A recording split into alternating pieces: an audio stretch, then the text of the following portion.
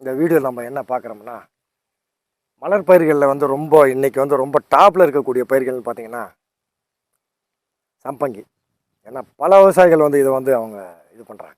அதனால் சம்பங்கி வந்து இதில் அதுக்கு அடுத்தபடியாக ரோஸ், மூக்குத்தி ரோஸு, மாலை ரோஸு எல்லாமே இந்த பட்டன் ரோஸுன்றது வந்து அதுக்கு அடுத்தபடியாக வந்து ரொம்ப நடைமுறையில் இருக்கக்கூடியது அதுதான். இப்போது இந்த சம்பங்கியில் வந்து பல அந்த சந்தேகங்கள் இருக்குங்க. விவசாயிகள் ஒரு சிலர் வந்து என்கிட்ட கேட்குறாங்க, சார் இது இந்த மாதிரி இருக்குது அப்படின்னு சொல்லிட்டு. இதில் பார்த்தீங்கன்னா 2 ரகங்க. ஒன்று நாட்டு ரகம், இன்னொன்று அர்கா பிஜுவல்.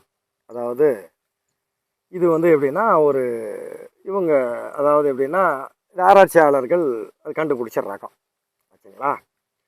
இப்போது இதனுடைய பயன்பாடுகள் வந்து 2. ஒன்று வந்து பூக்கள், அதாவது நம்ம வந்து நல்லது கெட்டதுக்கு யூஸ் பண்ணுறதுக்கு பூக்கள். இன்னொரு இது பார்த்திங்கன்னா சென்ட்டு. இந்த 2 பர்பஸ்க்கு தான் போகும். இதுக்கு சாதாரணமான பட்டம்னு பார்த்திங்கன்னா வெயில் காலம். சித்திரை மாதம் வந்து கத்திரி வெயிலில் நடவு பண்ணுறவங்களாம் இருக்கிறாங்க.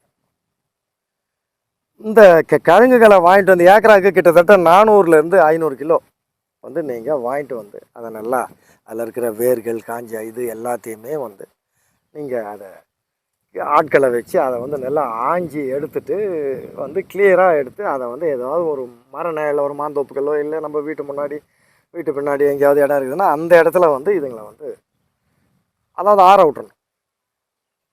ஒரு மாதம் 1.5 மாதம் இருந்ததுன்னா அதுக்கப்புறம் எடுத்து நீங்கள் நடவு பண்ணலாம். அதாவது பார்த்திங்கன்னா பார்களுடைய இடைவெளி வந்து 1.5 அடி வச்சுக்கலாம். அதான் கரெக்டாக இருக்கும். 2 கூட போகலாம். ஏன்னா இது வந்து கொஞ்சம் நல்லா வளர்த்துட்டிங்கன்னா அதுக்கப்புறம் வந்து கம்ப்ளீட்டாக கவர் ஆகிடும். உங்களால் வந்து அதை கண்ட்ரோல் பண்ண முடியாது. அதனால் 1.25லேருந்து 2 அடி வரைக்கும் போகலாம். 1.25 ஸ்டாண்டர்டு. 1.5ன்றது ரொம்ப கிட்ட. உங்களால் உங்களுக்கு எனக்கு 1.5 போதுன்னா நீங்கள் தாராளமாக வந்து நடவு பண்ணிக்கலாம். அதனால் இதனுடைய இது வந்து ஃபஸ்ட்டு வந்து இதை மண்ணை வந்து எப்படி நம்ம திருத்துறதுன்னா கண்டிப்பாக வந்து சனப்பையை வந்து ஒரு 25 கிலோ ஒரு ஏக்கருக்கு வந்து நீங்கள் விதைகளை தூவி விட்டுட்டு இப்போ நான் ஒரு 40வது நாள் வேர் முண்டுகள் வந்த பிறகு மடக்கி விடலாம். சரியான ஈரப்பதத்தில் மடக்கி விடலாம். அவ்வளோதான். இல்லை எனக்கு வந்து வசதி இருக்குது, ஆட்கள் இருக்கிறாங்க, எனக்கு ஒன்றும் பிரச்சனை இல்லைன்னா எருக்கம் இலைகள், அதாவது ரொம்ப திக்காக இல்லாமல் அந்த தண்டுகள் வந்து அதை வந்து நீங்கள் அதை வெட்டி கொண்டு வந்து நீங்கள் இந்த அதாவது எப்படின்னா ஒரு இது மாதிரி கட்டி விட்டுட்டு அதை தூக்கி நீங்கள் டிராக்டரில் போட்டு அப்படியே கொண்டு வந்து கூட அந்த எருக்க இலைகளை நீங்கள் அப்படியே வந்து பரப்பி விட்டுட்டு அதை கூட நீங்கள் வந்து ரொட்டவேட்டரில் அடித்து விடலாம். ஆச்சுங்களா? அதை விட வந்து உங்களுக்கு சனப்பை வந்து ரொம்ப ஈஸி. அந்த மாதிரி பண்ணலாம். எருக்க இலையிலையும் பல சத்துக்கள் இருக்குதுங்க. சத்துக்கள்னா வந்து அது இலையாக போட்டால் மட்டும்தான் சத்துக்களை வந்து இன்னும் அடுத்த தாவரம் வந்து உறிஞ்ச முடியும். எருக்க இலை கரைசலில் போட்டு பண்ணிங்கன்னா அதில் ஒன்றும் பெரிய அளவில் லாபம் இருக்காது. அது என்னுடைய ஒரு தனிப்பட்ட கருத்து. ஆச்சுங்களா? அதனால் இது வந்து ஒரு தாவரம் மண்ணில் என்ன உறிஞ்சுதோ அதை வந்து அதை வந்து நீங்கள் மண்ணில் இட்டு அடுத்த பயிரை பண்ணும்போது அது என்னென்ன சத்துக்கள் உறிஞ்சிருக்குதோ அது வந்து ஈஸியாக கிடைக்கும். அதுதான் அதனுடைய கான்செப்டே அதுதான். ஆச்சுங்களா? அதுக்கு அடுத்தபடியாக பார்த்தீங்கன்னா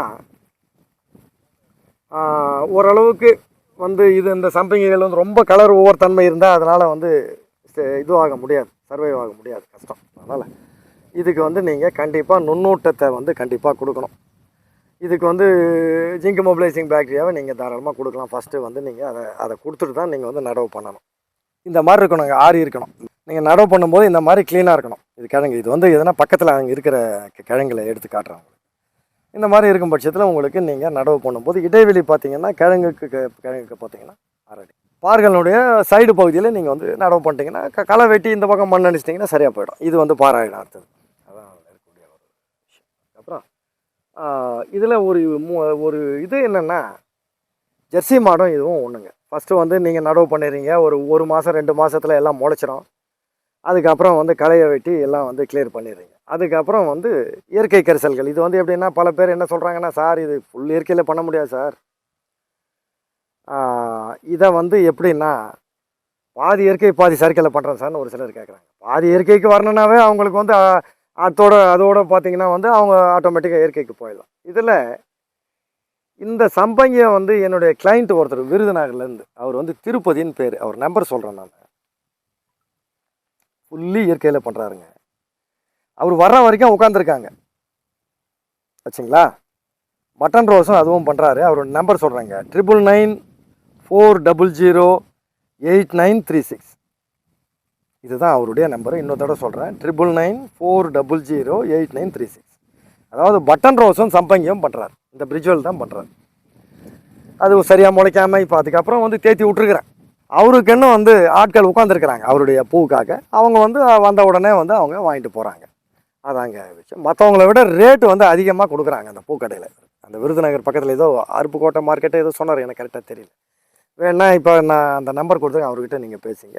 மாலை, அதாவது மாலை கட்டுற ரோஸ், அது ஒரு ஒரு ஒரு ஏக்கரு, இது வந்து ஒரு 1/2 ஏக்கர். ஒரு நாளைக்கு பார்த்தீங்கன்னா அந்த விவசாயிக்கு வந்து குறைஞ்சபட்சம் வந்து 2000 ரூபாய் வருதுங்க. அவர் அதான் சொன்னாருங்க, கிட்டத்தட்ட சார் 5 வருஷ காலமாக ரசாயனத்தில் பண்ணிகிட்டு இருந்தேன், இந்த மாதம் 46,000 ரூபா வந்திருக்கு சார் எனது பில்லு, இந்த ரோஸும் இந்த சம்பங்கியும் சேர்த்து.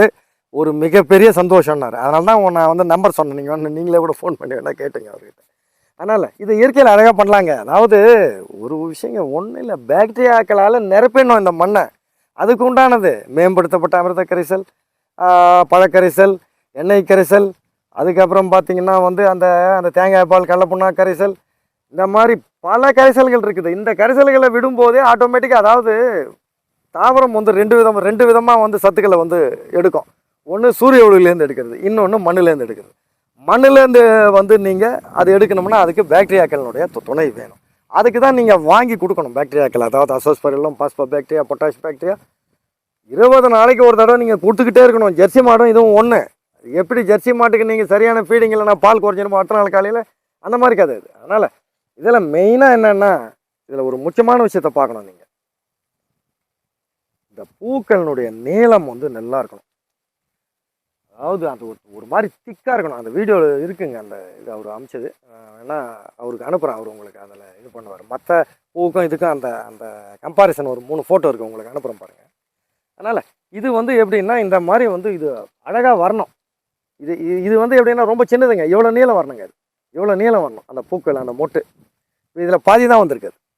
அதனால் அந்த மாதிரி வந்து இதுக்கு என்னென்னா ஃபீடிங் கொடுத்துக்கிட்டே இருக்கணும். இதுக்கு நீங்கள் என்னென்ன கொடுக்குறீங்களோ கொடுத்து இதுங்க வந்துக்கிட்டே இருக்கணுங்க. இதாங்க முக்கியம், இதுங்க வந்துக்கிட்டே இருக்கணும். இது அறுக்கவே முடியாது. அது நீங்கள் நான் இந்த மாதிரி இந்த கரைசல்களை கொடுக்கும்போது மேம்படுத்தப்பட்ட அமிர்த கரைசலை தொடர்ந்து கொடுங்க. நான் என்னுடைய வீடியோ இருக்குது ஏற்கனவே. அதனால் கற்பூர கரைசல் வந்து நீங்கள் இதை கொடுக்கும் பட்சத்தில் உங்களுக்கு பூச்சின்றது கம்ப்ளீட்டாக கண்ட்ரோல் ஆகிடும். மணலில் கலந்தும் தூவி விட்டுலாம் தண்ணி பாய்ச்சிட்டு, இல்லை நான் வந்து அப்படியே ஸ்ப்ரே பண்ணுறதுனாலும் பண்ணிக்கலாம்.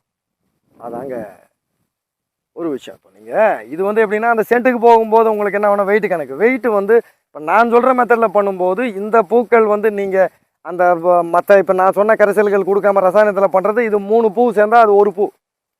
இது அந்த ரசாயனத்தில் 3 பூ சேர்ந்தால் நம்ம இயற்கையில் 1 பூ. அதுதாங்க விஷயம்.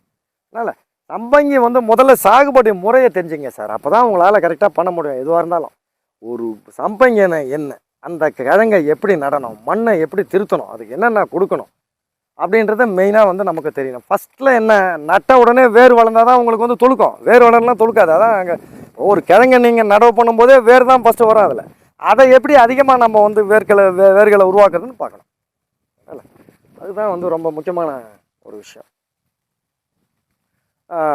அது மாதிரி அதுக்கு என்னென்னா மண்ணில் வந்து உங்களுக்கு ஃபீடிங் இருக்கணும். அப்போ தான் உங்களுக்கு அது எப்படின்னா சீக்கிரம், அதாவது ஒரு சிலர் 6 மாதம் ஆகிடுதுங்க அந்த சம்பங்கி அது இதுவாகி வரத்துக்கு.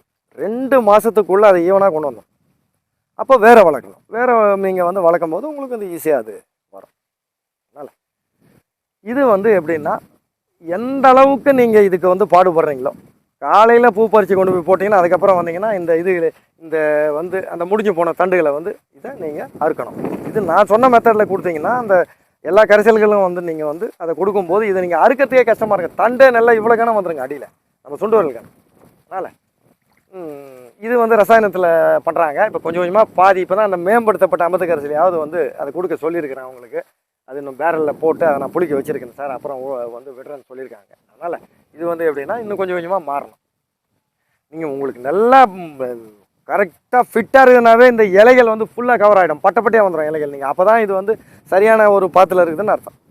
இலைகள் சன்னமாக இருந்து அடி மண் தெரிஞ்சுக்கிட்டே இருந்ததுன்னா கடைசி வரைக்கும் வர வரைக்கும் வரேன் அப்படின்ற மாதிரி தான் வரும். அதனால் நீங்கள் ஒரு ஏக்கரில் நல்லா பண்ணிங்கன்னா சம்பங்கியில் நீங்கள் ஒரு நாளைக்கு வந்து 40 கிலோ ஈஸியாக கொண்டு வந்துடலாம். அதான் நான் சொல்கிறது வந்து கம்மி, அதை விட அதிகமாக கூட போகணும். அதனால் அதை வந்து ரெண்டாவது என்ன ஆகுனா, வெயில் ஏற ஏற பூக்களினுடைய பூக்கிற தன்மை வந்து குறையும். அதுக்கு தான் கூலிங்கான இந்த கரைசல்களை நீங்கள் ஸ்ப்ரே பண்ணும்போது அதுக்கு வந்து ஒன்றுமே ஆகாது. அதாவது உங்களுக்கு வந்து அது அது பாட்டுக்கு வந்துக்கிட்டே இருக்கும். இந்த கேப்பே இருக்கக்கூடாது, பாருங்கள். இது வளர்ந்த பிறகு கூட இந்த மாதிரி கேப் இருக்கக்கூடாது. அப்படியே இது ஒரு கிழங்கும் வேறு வளர வர அதோடைய பக்க கிளைப்புகள் வந்துக்கிட்டே இருக்கும். அதான் விஷயம். இதுக்கு நீங்கள் இந்த மாதிரி ஒரு ஃபீடிங் வந்து கொடுக்கலாம். ஒரு 4 வருஷம் வரைக்கும் வச்சுக்கலாம். நீங்கள் அதிகப்படியாக நல்லா பூக்க வச்சிட்டிங்கன்னா இல்லை இன்னொரு அட்வான்டேஜ் என்னென்னா, அடுத்தபடியாக இந்த கிழங்குகள் வந்து நீங்கள் லட்சக்கணக்கில் விற்றுக்கலாம். அதாவது இதுக்கு வந்து ரெடியாக இருப்பாங்க ஆளுங்க. இந்த தோட்டம் நல்லா பூத்துது, இந்த கிழங்கை நம்ம கொண்டு போய் வந்து நடப்போம். குறைஞ்சது 3 வருஷம் வச்சுங்க. ஒரு சிலர் 1 வருஷம் அதாவது நட்டுட்டு 1 வருஷத்தையே ஓட்டி எடுத்துகிட்டு விற்றுறாங்க. அது வந்து வேஸ்ட்டு. 3ஆவது வருஷம் தான் நீங்கள் பூ பறிச்சுக்கிட்டு இது வந்து எண்டாகும் போது நீங்கள் வந்து உழுது விட்டிங்கன்னா அது ஒன்றும் கொடுக்காம வெயிலுக்கு காய வச்சு நீங்கள் வந்து அந்த கலப்பையோ ஏதோ வச்சு இதை சைடில் விட்டு அப்படியே திருப்பிடணும். அந்த மாதிரி பண்ணுவீங்களா, ஆட்கள் வச்சு பிக்காசு வச்சு நோட்டுறதோ அது உங்கள் விருப்பம். அந்த மாதிரி போகும்போது இதில் நீங்கள் இந்த சம்பங்கில் இத்தனை நாள் எவ்வளோ காசு எடுத்தீங்களோ அதை வந்து நீங்கள் அந்த இதில் கிழங்குல எடுத்துடலாம். அதனால் இதில் ஈஸியாக கொண்டு வரலாங்க. முதல்ல பயிரினுடைய சாகுபடி முறையை வந்து அந்த விவசாயி தெரிஞ்சுக்கிட்டாருன்னா அதில் ரொம்ப ஈஸியாக கொண்டு வரலாம். கிட்டத்தட்ட அதாவது அவர்கிட்ட சொன்னேன், அவர் திருப்பதி கிட்ட எத்தனை பூ பறிக்கிறேன்னு ஒரு இதில் எண்ணுன்னு 84 பூ வந்து சார்னார். அதனால் இது வந்து பார்த்தீங்கன்னா மோஸ்ட்லி இந்த மாதிரி டபுளாக தான் நிற்கும் ஒவ்வொன்றுலையும். அதை பாருங்கள், இதில் 2 ரெட்டையாக தான் நிற்கும். அது பூக்கள் வரும். இன்னும் கொஞ்சம் நல்லா வந்தீங்கன்னா ஒரு இடத்துல 3 கூட வந்துடும். அதாவது நல்ல ஊட்டமாக இருந்தது. அதனால் மினிமம் 60 பூவாவது பறிக்கணும் நீங்கள் ஒரு கொத்தில் இருந்து. அதாங்க முக்கியமான விஷயம். இதில் வந்து வேறு பிரச்சனை வரும் ஒரு சில நேரத்தில். பல பேர் என்ன கேட்குறாங்க, இதை ஃபஸ்ட்டு நீங்கள் நடவு பண்ணும்போது என்ன பண்ணணும், 1 கிலோ சுண்ணாம்புத்தூளை 20 லிட்டரு தண்ணியில் நல்லா மிக்ஸ் பண்ணிவிட்டு அதில் இந்த கிழங்குகளை போட்டு எடுத்து அப்படியே நீங்கள் நடவு பண்ணிடணும். அதுக்கு அடுத்தபடியாக அப்போ வந்து உங்களுக்கு வேர் சம்மந்தமான வியாதிகள் வந்து ஸ்டார்டிங்கில் வராது. அதுக்கப்புறம் ஒரு 15 நாள் கழித்து கற்பூர கரைசலை வந்து நீங்கள் அதை வந்து ரெடி பண்ணி அதை வந்து மணலில் கலந்து இந்த மாதிரி தண்ணி பாய்ச்சிட்டு அப்படியே வந்து தூவி விட்டிங்கன்னா இன்னும் மேற்கொண்டு வரக்கூடிய அந்த வேர் சம்மந்தமான வியாதிகள் வந்து முற்றிலும் தடுக்கப்படும். அது கிட்டே வராது. அதாங்க விஷயம். இதுதான் வந்து அதை வேரை வந்து கண்ட்ரோல் பண்ணுறதுக்கு இன்னொரு வேலையாக இருக்குது. பார் ஓட்டுறதுக்கு முன்னாடி ஒரு ஏக்கருக்கு 15 கிலோ சுண்ணாம்புத்தூள் அதை வந்து நீங்கள் ஈரமணலில் கலந்து இல்லை ஈர எம்சாண்டில் கலந்து, ஏன்னா சுண்ணாம்புத்தூள் காற்றுல வந்து பறக்காமல் கண்ணில் படாமல் ஒரு கண்ணாடி போட்டுக்கிட்டு தூவி விட்டுட்டு அதுக்கப்புறம் பார் ஓட்டுங்க. உங்களுக்கு அந்த பிரச்சனையே வராது. அதுதாங்க இது ரொம்ப ஈஸியான வேலை. அது ஒரு சிலர் வந்து இதை கண்ட்ரோல் பண்ண முடியாமல் என்ன பண்ணுறதுன்னு அது வந்து தெரியலைங்கன்னு கூட ஒரு சிலர் கேட்குறாங்க. என்ன ஈஸிங்க வேலை. நம்ம எப்படி இந்த கிணத்துல வந்து அதிகப்படியான பாசம் இருக்குது சார் எப்படின்னா, அது கூட அதே தான். அந்த சுண்ணாம்புத்தூள் தான் தூவி விட்டிங்கன்னா மோஸ்ட்லி குறைஞ்சிரும். இதனால் வந்து அதில் இருக்கக்கூடிய மீன்களுக்கோ பெரிய அளவில் பாதிப்பு இருக்குது. அதாங்க விஷயம். அதனால் இது வந்து ஈஸியாக வந்து சுண்ணாம்பு, ஏன்னா அந்த காலத்தில் வீடுகளுக்கு சுண்ணாம்பு அதாவது படிக்காதவங்க கண்டுபிடிச்சாங்க அந்த டெக்னிக்கை. சுண்ணாம்புன்றது வந்து ஒரு கிருமி நாசினி. அதனால் உங்களுக்கு வந்து அந்த வேர் சம்மந்தமான வியாதிகள் முற்றிலும் தடுக்கப்படும். இவங்க சொல்கிற மாதிரி அந்த இயற்கை இதுகளை சொல்கிறாங்க. அதுங்க வந்து கொடுக்கும்போது அந்த ட்ரைகோடர்மா விரிடி அது வந்து பெரிய அளவில் வேலை செய்யலை. இது வந்து ரொம்ப சிம்பிளாக வேலை செய்யுது நான் பார்த்த வரைக்கும். அதனால் சம்பங்கின்றது வந்து டெய்லி ஒரு விவசாயிக்கு காசு கொடுக்கக்கூடிய ஒன்று. ஆனால் ஒரு நல்லது கெட்டதுக்கு போக முடியாதுங்க எங்கேயும். இதில் தான் இருக்கணும். ஒரு கல்யாணம் இல்லை ஒரு டெத்து வேறு யாருனா தான் அனுப்பணும் நீங்கள் வீட்டில் இருந்து. அதனால் இதுக்கு எந்த அளவுக்கு பார்க்குறீங்களோ அந்த அளவுக்கு இதில் வந்து வருமானம், லட்சங்களில் வருமானம் பார்க்கலாம். ஆனால் எப்படி செய்கிறதுன்னு இது வந்து தெரியணும். ஒரு வந்து பார்க்குறோம் நோய் அதில் எதுனா இருந்தால் டக்குன்னு பார்த்தோன்னே இந்த நோய் வந்திருக்குன்னு அதை கண்டுபிடிக்கிற அளவுக்கு ஒரு விவசாயி வரணும். அப்போ தான் அவரால் அதை சரியான முறையில் பண்ண முடியும். எனக்கு தெரிஞ்ச சில அந்த தகவல்களை சொல்லியிருக்கிறேன். உங்களுக்கு இது பயனுள்ளதாக இருக்கும்னு நினைக்கிறேன். நன்றி.